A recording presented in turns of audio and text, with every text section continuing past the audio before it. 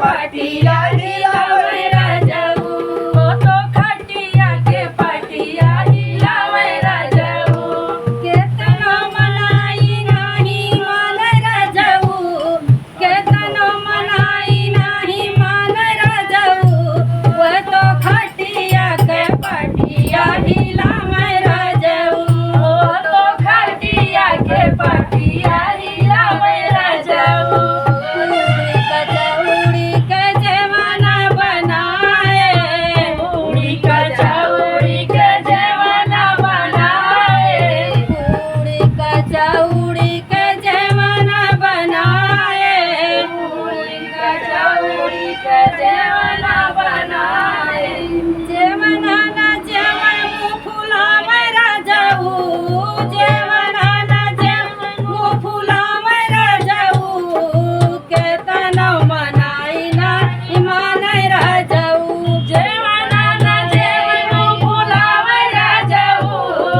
जमाना ना जमन मुँह फुलावे राजऊ तो खटिया के पटिया हिलावे राजऊ वो तो खटिया के पटिया हिलावे राजऊ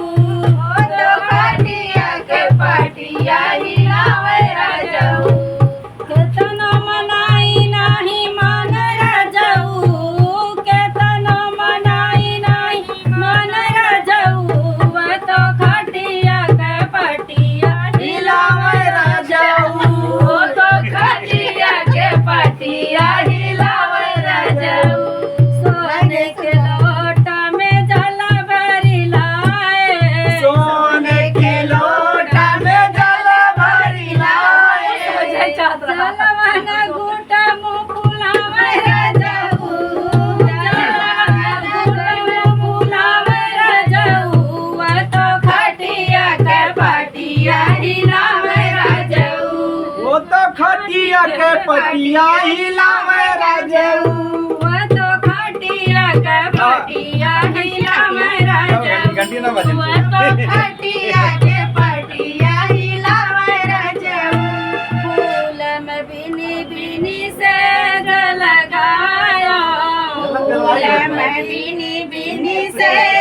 लगाया सजिया न सोए करवट बदले राजऊ सजिया न सोए करवट बदले राजऊ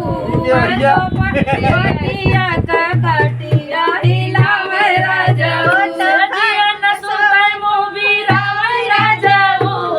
तो खटिया के पटिया हिलावे राजऊ चलिए बहुत बहुत धन्यवाद आप सभी का। तो खटिया के पटिया हिलावे रजऊ। तो आप लोग इसे बने रहे। देखिए हमारी भाभी जी ने क्या नाम आपका चैनल का? मिथिलेश यादव ऑफिशियल है। और बढ़िया बढ़िया गाना गाओ इनके चैनल पर आप सब जाया और बढ़िया बढ़िया सुंदर सुंदर नाचू कब मनसाई जाती नाचे लगाती लेकिन वही मनसा ना आई अब मैं नचे थोड़ी देर बाद। तो आप लोग इसी वीडियो में बने रहे। बहुत बहुत धन्यवाद आप सभी का। चला